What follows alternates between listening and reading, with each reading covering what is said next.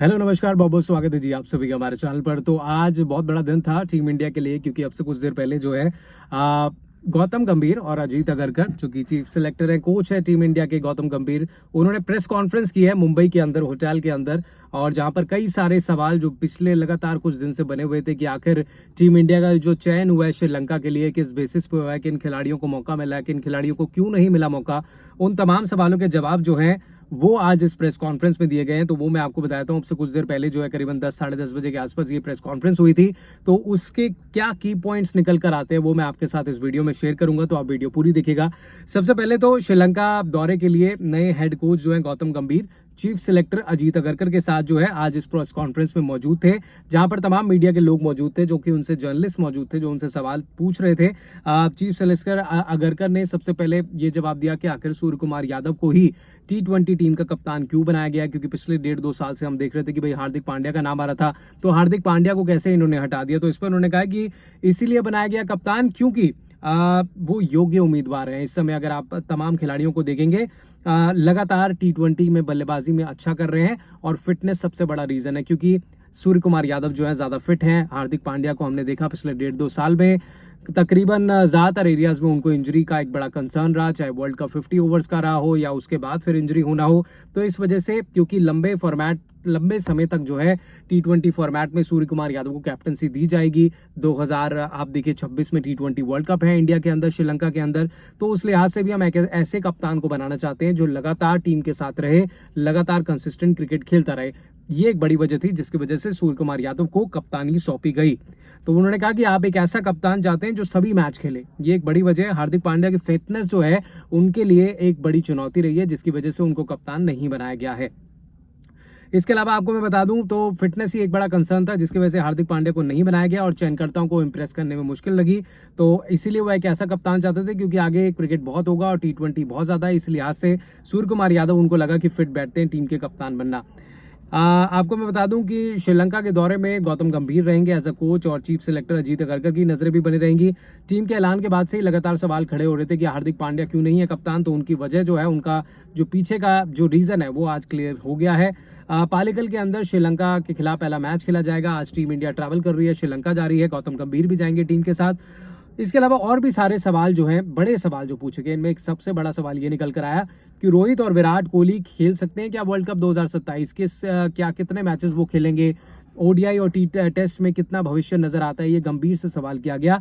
तो इसमें उन्होंने कहा कि मुझे लगता है कि रोहित और विराट कोहली जो है, उन्होंने दिखा दिया कि बड़े मंच के बड़े खिलाड़ी हैं वो, और उनके करियर को लेकर के वो कितना खेलेंगे कितना नहीं खेलेंगे उनके ऊपर डिपेंड करता है। उनको चॉइस करनी है कि आगे उनको कितना क्रिकेट खेलना है, क्योंकि उनका ये मानना है कि विराट कोहली और रोहित शर्मा भी बहुत ज्यादा क्रिकेट बाकी है और क्रिकेट बचा हुआ, और चैंपियंस ट्रॉफी दोनों के लिए एक बड़ा प्लेटफॉर्म, बड़ी अपॉर्चुनिटी होगी आने वाले समय में।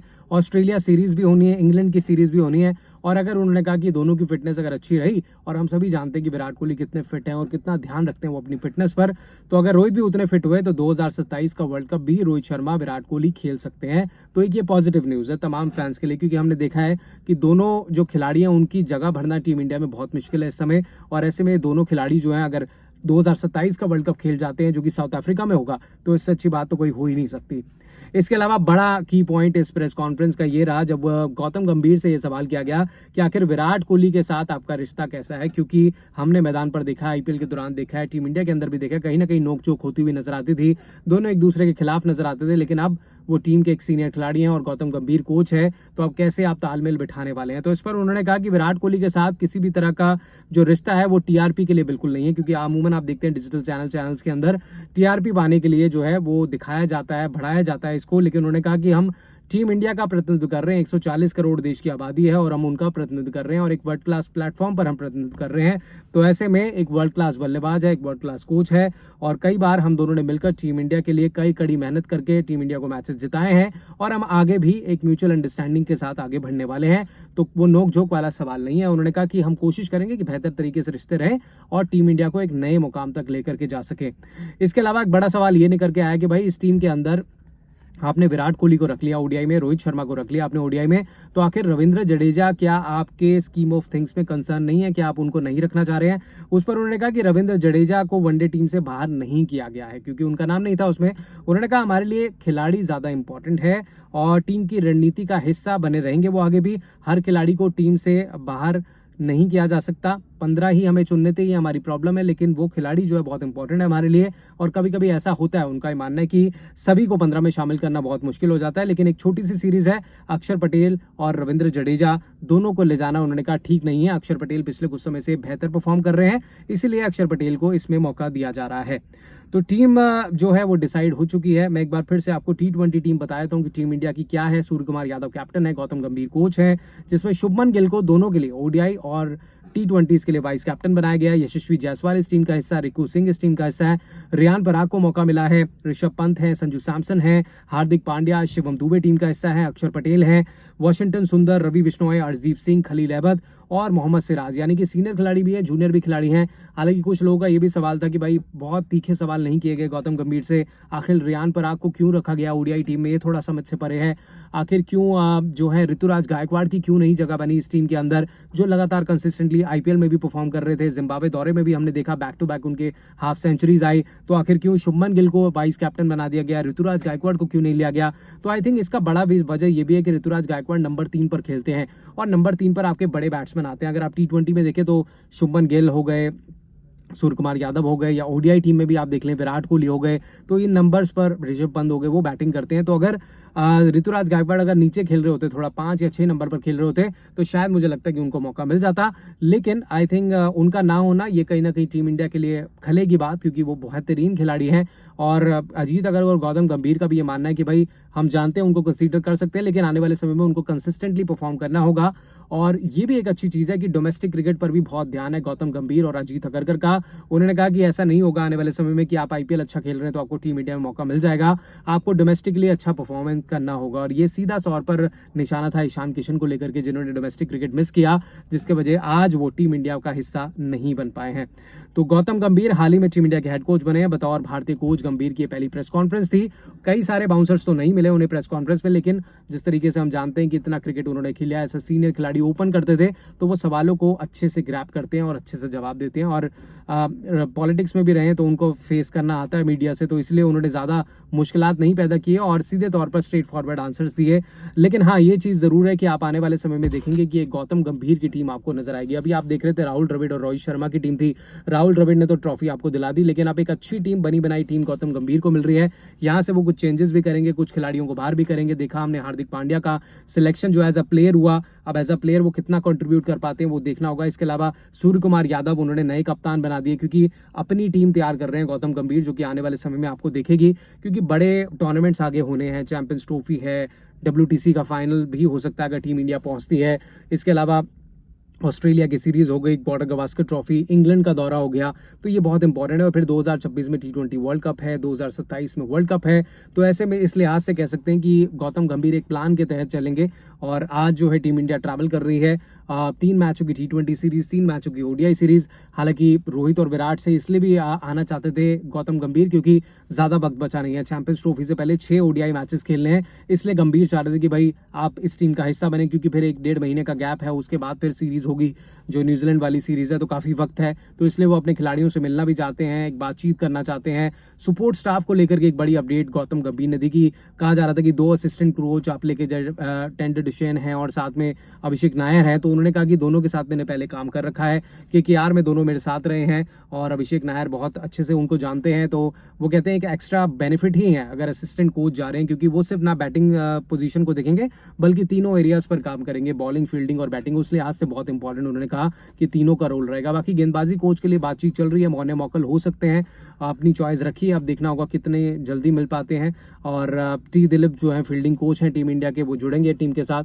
तो ये कई सारी चीजें हैं, कई सारे सवालों सवालों के जवाब आगे भी आपको मिलेंगे, लेकिन बड़े सवाल तो यही थे कि रविंद्र जडेजा क्यों नहीं है। तो उन्होंने कहा कि अक्षर पटेल को हम मौका देना चाहते हैं, जडेजा हमारी स्कीम ऑफ थिंग्स में कंसर्न है, आगे उनको मौका मिलेगा। रोहित और विराट पर उन्होंने कहा कि नो डाउट दोनों बेहतरीन खिलाड़ी हैं, टीम इंडिया के लिए बहुत इंपॉर्टेंट नॉक खेलते हैं, 2027 वर्ल्ड कप तक जा सकते हैं, खेल सकते हैं।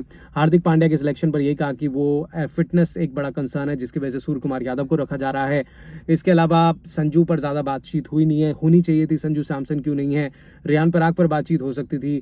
गेंदबाजी में अगर आप बात करें तो हर्षित राणा को मौका दिया गया। तो एक केकेआर की लॉबी नजर आ रही है, गौतम गंभीर एक केकेआर वाले खिलाड़ी जरूर ज्यादा ले गए हैं, लेकिन वही चीज है, श्रेयस अय्यर का ओडीआई में आ जाना ये भी अपने आप में एक बड़ी बात है। और ओडीआईज में उन्होंने कहा कि भाई हम हार्दिक को जरूर दिखते हैं, लेकिन एक चीज बड़ी अपडेट और प्रेस कॉन्फ्रेंस में कही गई कि भाई T20 के लिए सूर्य कुमार यादव हमारे कप्तान है, ओडीआई में हम उनको कंसर्न नहीं रखते हैं, ओडीआई में हम नहीं देखते सूर्य कुमार यादव को। तो भविष्य में आप मान के चलिए 2027 वाले वर्ल्ड कप में सूर्य कुमार यादव नहीं हो सकते, ये थोड़ा कंसर्निंग है। मुझे लगता है सूर्य का वनडे में भी अगर अच्छा कर देते, हालांकि ज्यादा वनडे मैचेस वो खेले नहीं है, तो स्प्लिट कैप्टनसी जो है टीम इंडिया में आपको देखने को मिलेगी। इस प्रेस कॉन्फ्रेंस में क्लियर हो गया कि T20 में सूर्य कुमार यादव रहेंगे, ओडीआईज में रोहित शर्मा रहेंगे। अगर वो नहीं रहते हैं तो फिर आगे केएल राहुल, ऋषभ पंत, इनमें से किसी को मौका मिल सकता है एज अ कैप्टन बनने का।